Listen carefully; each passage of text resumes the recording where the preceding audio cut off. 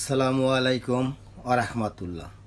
বাংলাদেশে ভাই বোনদের উদ্দেশ্যে আমার একটা কথা, হয়তো আপনারা আমার মতন ছোট মানুষের কথা শুনেন কি না শুনেন সেটা আপনাকে ব্যক্তিগত ব্যাপার, কিন্তু যেটা সত্য কথা, আমি কারণ সবসময়ের জন্য অনলাইনে থাকি আর আমি বিগত বহুত বছর ধরে রাজনীতির সাথে জড়িত ছিলাম, তা সেই জন্য বলি, ডক্টর ইউনূস এমন কিছু পরিকল্পনা করতে আছে, নির্বাচন 30 সালেও বাংলাদেশে নির্বাচন দিব না। তাই আমি বিএনপি এবং আওয়ামী লীগ ভাই বোনদের উদ্দেশ্যে একটা কথা বলি, আপনারা সকলে এক হয়ে যান, এই দুই দল এক হয়ে যান। এই দুই দল যদি বাংলাদেশ বিভক্ত সৃষ্টি করতে পারে ডাক্তার ইউনূস, তাই ডাক্তার ইউনূস 10 বছর ক্ষমতায় থাকতে পারবো, তার আগের ক্ষমতা থেকে নামবে না।